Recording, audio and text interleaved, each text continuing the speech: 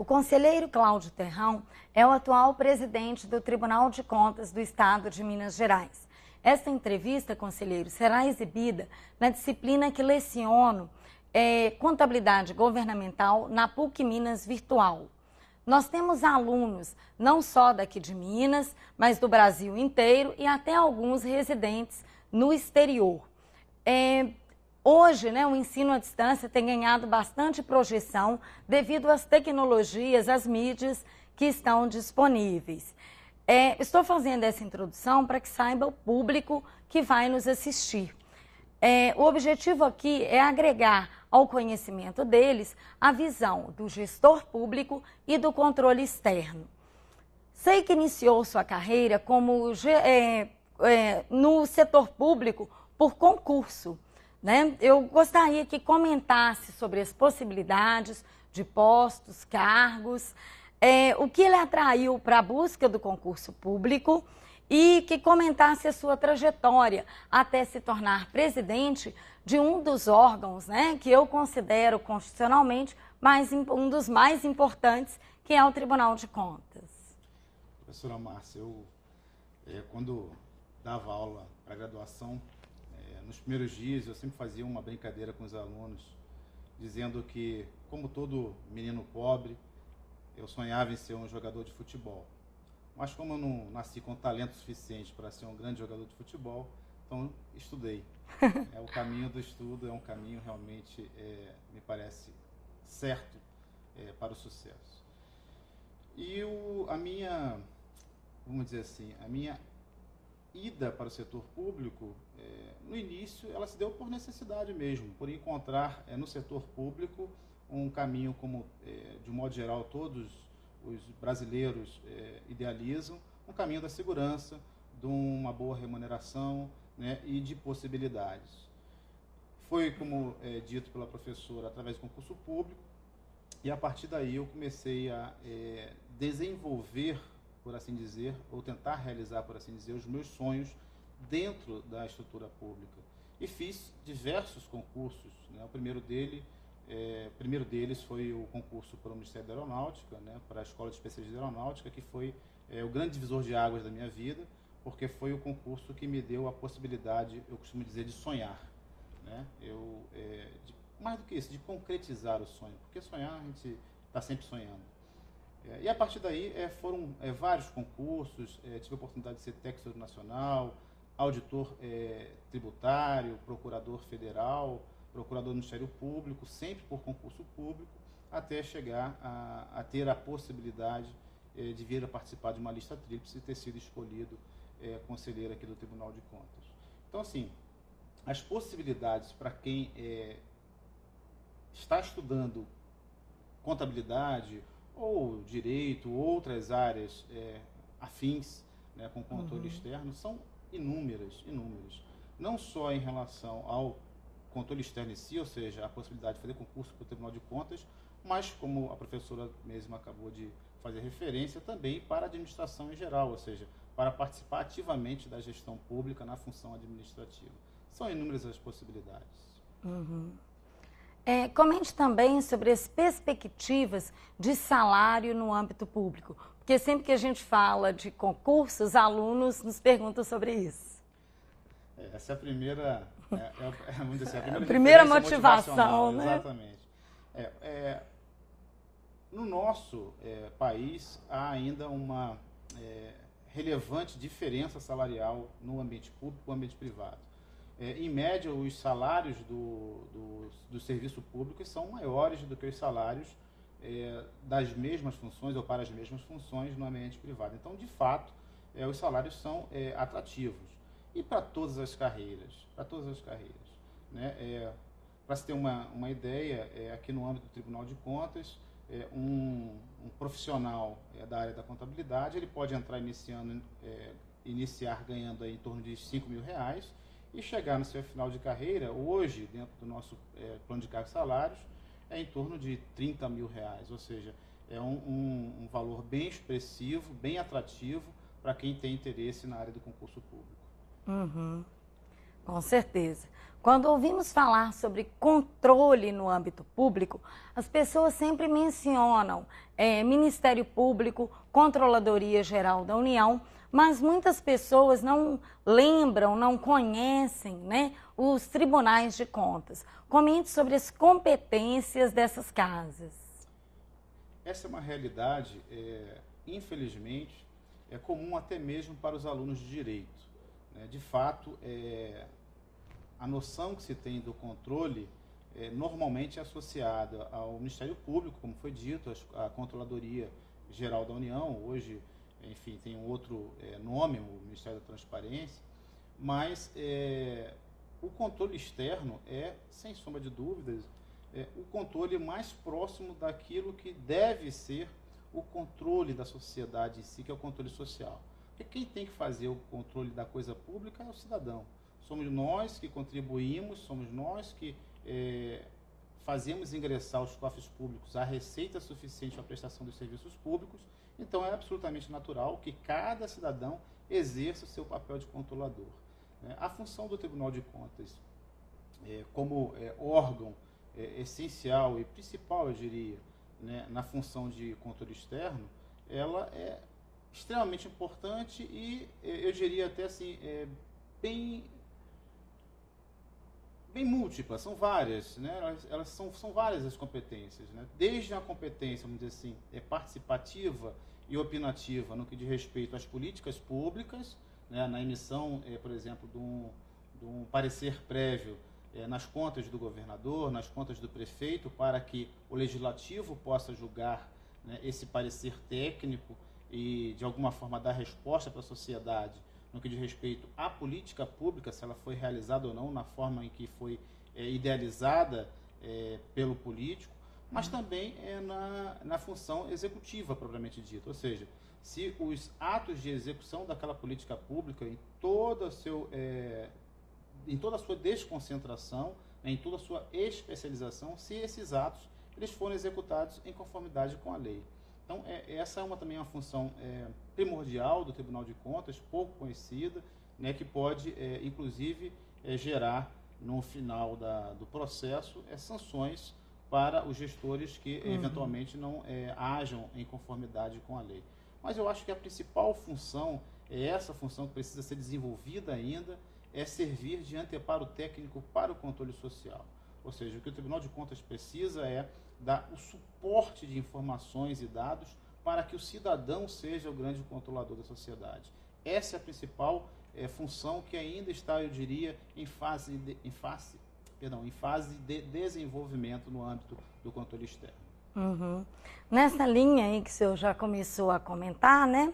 Nós sabemos que o controle externo ele pode ser exercido tanto pelo cidadão quanto pelos órgãos institucionalizados para tal, como o Tribunal de Contas e as casas legislativas. Existe alguma ação do Tribunal de Contas mineiro que incentiva a participação da sociedade no controle dos recursos públicos ou mesmo que tenta aproximar a população desses órgãos que são institucionalizados para o exercício do controle externo? Já existe. Eu posso dizer que a experiência da ouvidoria é uma experiência interessante em relação à abertura do Tribunal de Contas para o controle social, ou seja, para essa participação efetiva do cidadão. Mas, como eu falei, ainda é uma cultura muito incipiente, né? É uma cultura que precisa ser melhor desenvolvida. Nós estamos, de alguma forma, também dentro de um processo pedagógico de tentar ensinar para o cidadão que ele é o grande controlador do processo, ele é o principal ator dessa função de controle estatal, né? E aí quando se fala de estatal, é da sociedade como um todo, né? Aquela função primordialmente orgânica ou funcional, ou seja, do Tribunal de Contas enquanto órgão ou do Parlamento enquanto órgão, não. O controle vivo, é o controle do cidadão, vendo lá o que está acontecendo lá na prestação de serviços de saúde, de educação e cobrando melhorias na qualidade desses serviços. Então, assim, sob essa perspectiva, nós estamos trabalhando ainda fórmulas de fazer com que o cidadão participe. Nós estamos, neste momento, desenvolvendo um aplicativo especificamente para a função de educação, para que o cidadão, né, ele possa fazer o controle direto, por exemplo, da sua unidade educacional, da sua escola.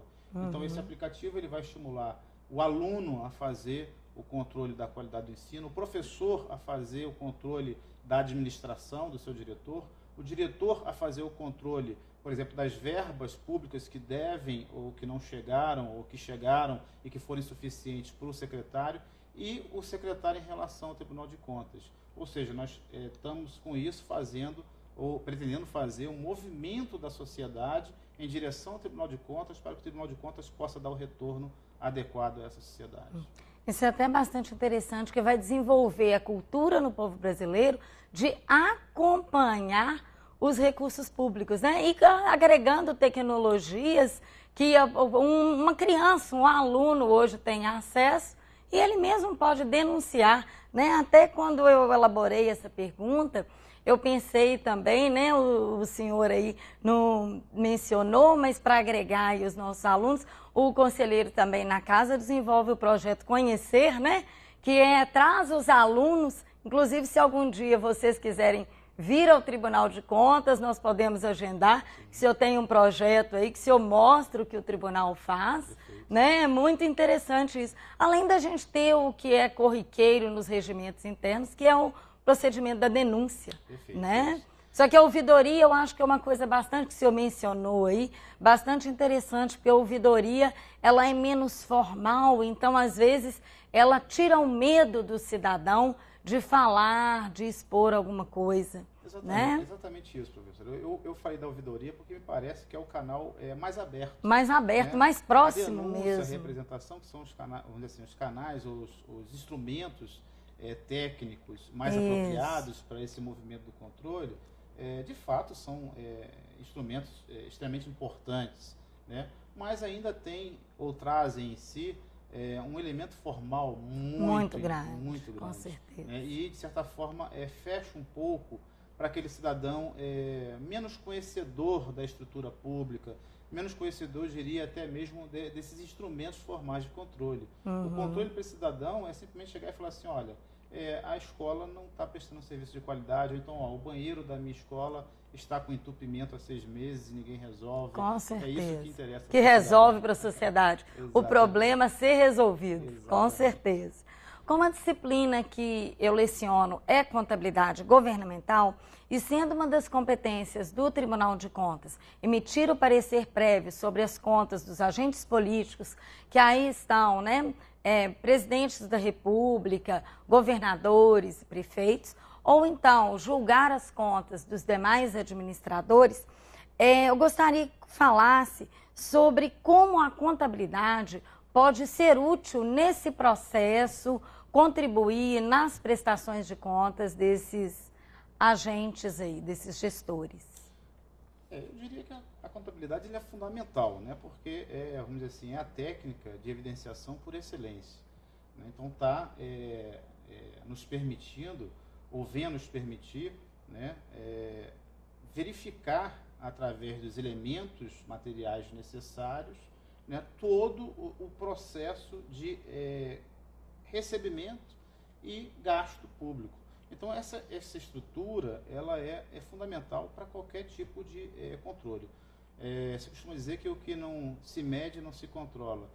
É verdade. Eu digo mais, aquilo que não se evidencia de forma objetiva e é evidentemente impossível de ser controlado. Então, sob essa perspectiva, a contabilidade pública, aliás, a contabilidade de modo geral, mas especialmente a pública para o nosso ambiente, é fundamental. Por exemplo, o gestor, e houve uma modificação relativamente recente, bem interessante, né, que foi na questão do controle patrimonial do ambiente público. Para o gestor isso é fundamental. O ambiente público, ele, durante muito tempo, né, não trabalhou com as provisões, enfim, as depreciações, né, que é um elemento próprio da contabilidade e que é fundamental para a administração. Basta imaginar que nós temos aí uma estrutura viária, por exemplo, as ruas, as estradas, extremamente complexa, que são, de alguma forma, pavimentadas em dado momento. Aquilo faz parte do patrimônio público, então precisa ser, de alguma forma, evidenciado como tal, mas, ao mesmo tempo, aquilo é um objeto que vai sofrendo desgaste com o passar do tempo, né, e que, de alguma forma, a partir desse momento que se percebe o desgaste, se percebe também a necessidade de manutenção. Então, numa questão bem simples como essa, se consegue perceber a importância da contabilidade para o gestor, porque evidencia a necessidade de se informar um dado objeto construído e, ao mesmo tempo, evidencia também a necessidade de se planejar para recuperar o desgaste daquele objeto durante um determinado transcurso de tempo. Ou seja, é fundamental a contabilidade. Uma das especialidades da contabilidade é a auditoria, né? Nós sabemos que a população brasileira clama por saúde, educação, segurança pública. Isso é público e notório, né? Eu sei que o TCE-MG está desenvolvendo o projeto aí que o senhor já começou a dar uma comentada para nós, né? Do projeto Na Ponta do Lápis, que tem como objetivo verificar, né? É uma ação de fiscalização de auditoria operacional que vai verificar o cumprimento das metas do Plano Nacional de Educação. É uma mudança, com certeza, da forma, do padrão de fiscalização dos tribunais, né? Um avanço aí, aproximando mesmo a sociedade, como o senhor já comentou, né? Eu gostaria de comentar sobre esse projeto, como que surgiu a ideia, o que o tribunal está fazendo e o que ele vai poder oferecer à sociedade para melhorar a educação em Minas. O projeto ele nasceu da percepção de uma necessidade, que é sair daquele controle formal, que a gente costuma dizer controle da legalidade, ou seja, se o município, se o Estado gastou o mínimo que a educação, que a Constituição, melhor dizendo, exige para a educação, para um controle de efetividade da política pública.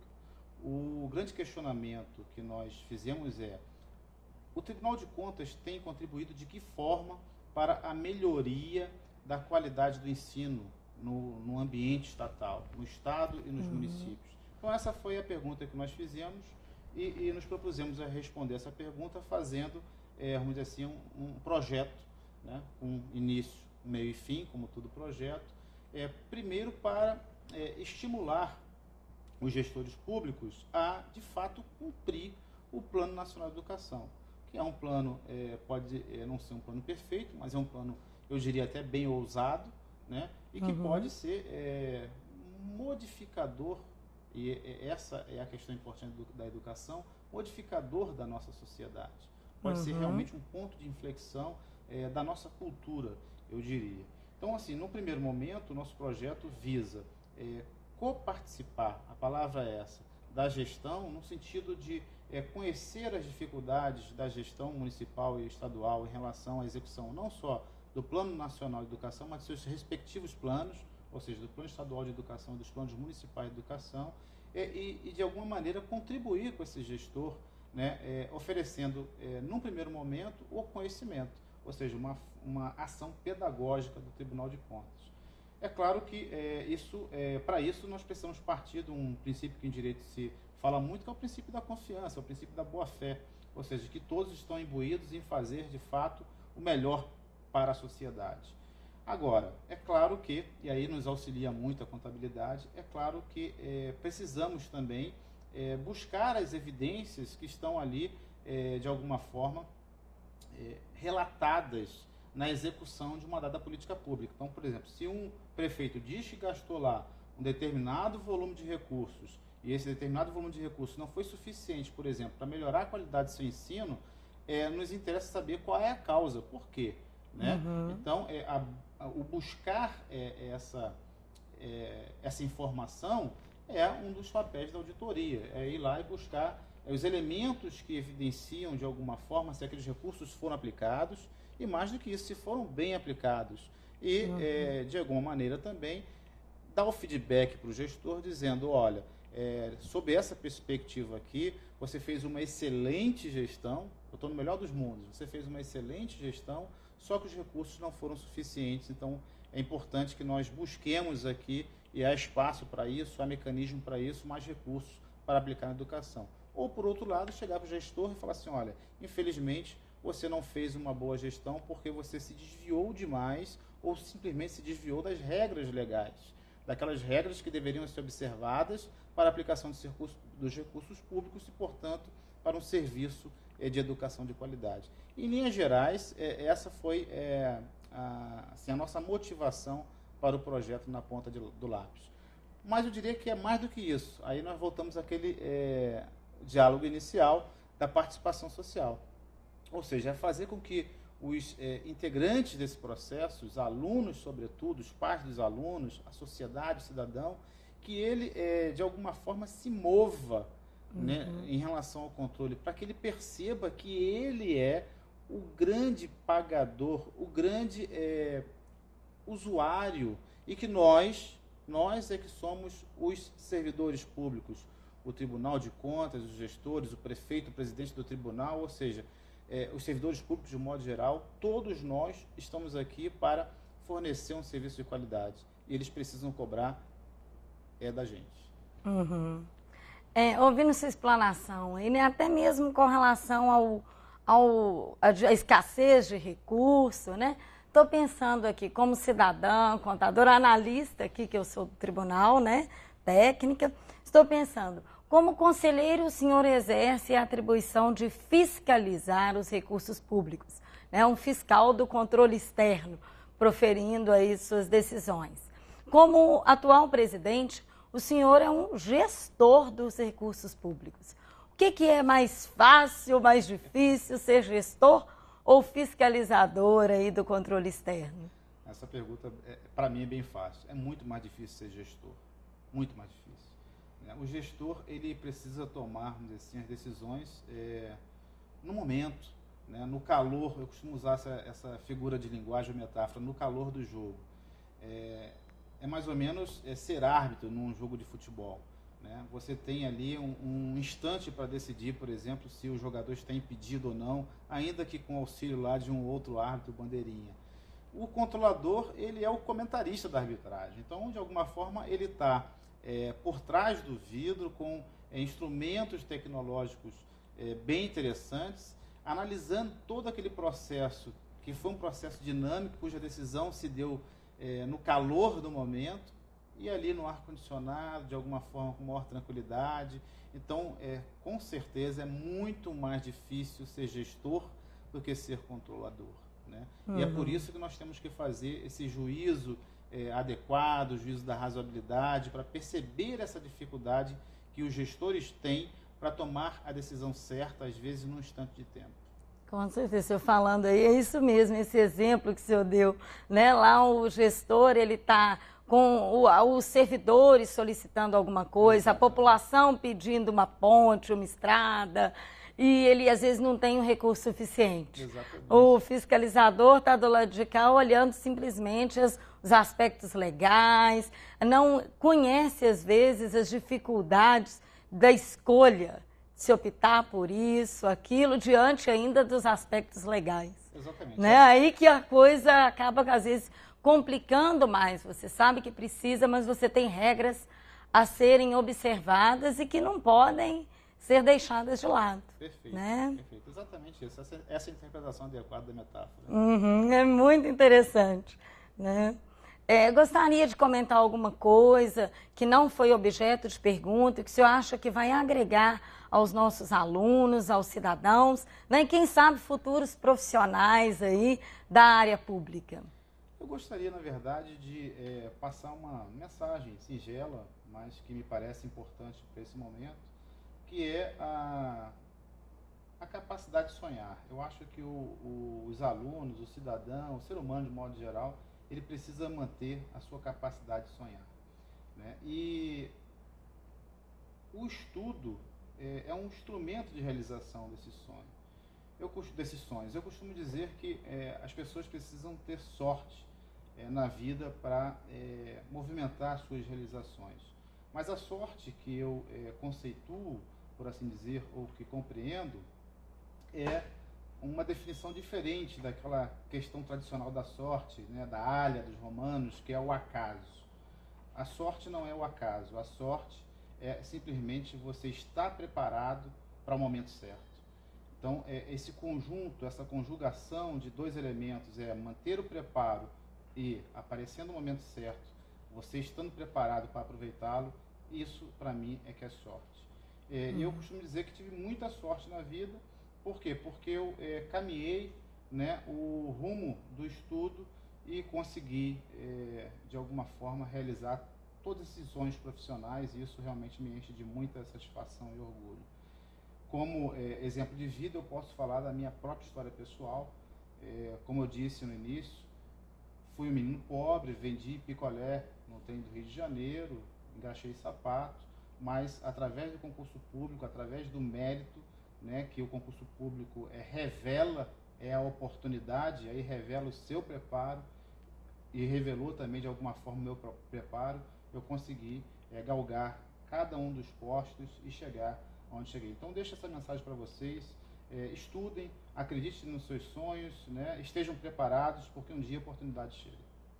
Sigam o exemplo, né? Quando eu fui escolher, né, pensar em quem eu podia entrevistar para contar um pouco para você sobre a experiência, a gestão, o controle externo, não pensei em outra pessoa, não é porque está aqui na frente do senhor, mas por ser aqui também, né, funcionária, servidora do tribunal, e conhecer a trajetória do senhor, né, vindo até se chegar à presidência, é um caminho que realmente dá exemplo, né, um exemplo de sucesso, não de sorte, de competência, né, sem dúvida. Com certeza, eu agradeço a oportunidade por me atender, eu poder levar não só a experiência na prática, os conhecimentos né, do conselheiro aos nossos alunos da PUC Minas Virtual. Muito obrigada. Eu que agradeço. Muito obrigado.